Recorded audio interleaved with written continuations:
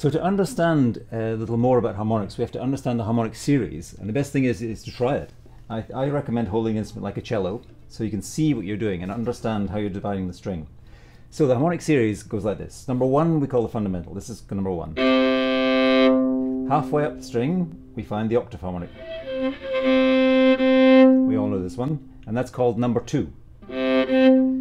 And when a harmonic is twice as many, number two being twice as many number one, it's the same note an octave higher. So number four will be the same note an octave higher than that. Number 8 will be the same note. Number 16, if you see what I mean, it's a continuing series. So this is number two.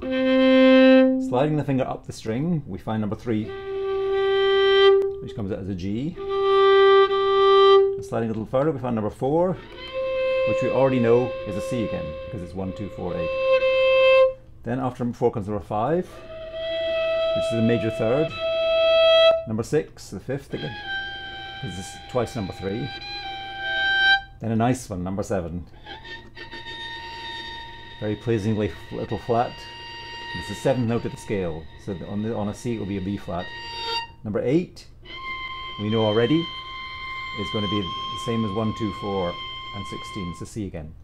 So between 8 and 16 we have the notes we use on our general scale. The tuning is a little bit, but the notes are the same. So here's 8, 9, 10, 11, which is the quarter tone high, it's a nice one, 12, 13, 14, 15, and 16 we know in advance will be the same as 4. Back to the C. So that's the essential. This we have to understand harmonics. It's worth playing around with this. So the piece begins by just showing this very thing, what we've been doing, and we do it at both ends of the string. Well, I've been doing it here, but of course it's the same at the other end. For example, start of the piece. I'm just walking up the harmonics one by one. So it's worth learning this, because although the harmonics are slightly harder to play here, they're much easier to find. So you can go a long way up the harmonics just underneath the fingers. Worth playing around with. Okay, the bowing technique is a bit like what we were doing in Ponticelli. You want to come near the bridge. You're already getting harmonics there, so they speak. Okay, there's a couple of little things I should explain in the piece. There's a thing I call trembling harmonics. And all this means is a trembling of the left hand going up and down. So instead of this, you just move your hand up and as if you're, but without leaving the string.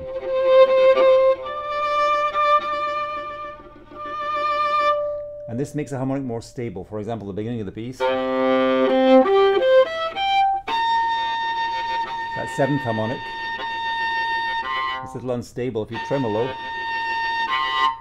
it sits better. And that's what I mean by trembling harmonics. Later in these we have always the same idea of trembling up and down. The other one is falling harmonics. These I think of like shooting stars, and it's like, the idea is we do a tremolo in this hand and then reduce the interval between the fingers little by little, like this. So each time, so you draw the fingers closer together, and as this interval gets smaller, the harmonics get higher.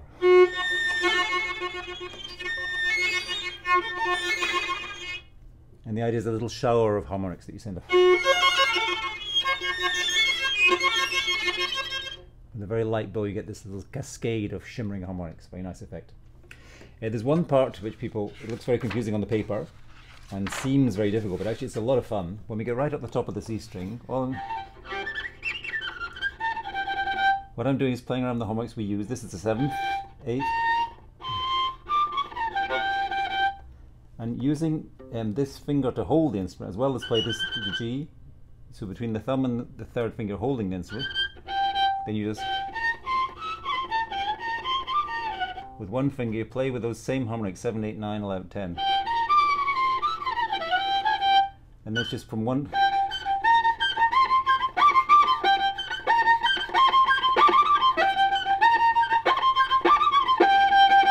So that's the bit that looks strange, but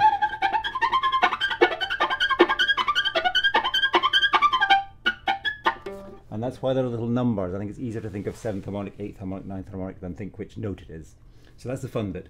And the end is also fun. It's a general slide, but not a slide in this sense. a slide in a harmonic sense, so hardly touching the string, so you get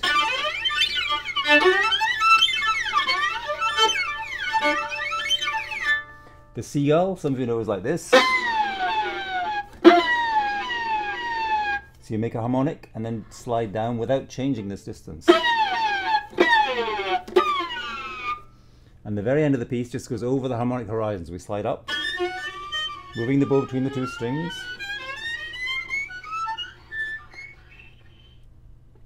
And we sail off into the distance. And that's harmonic horizon.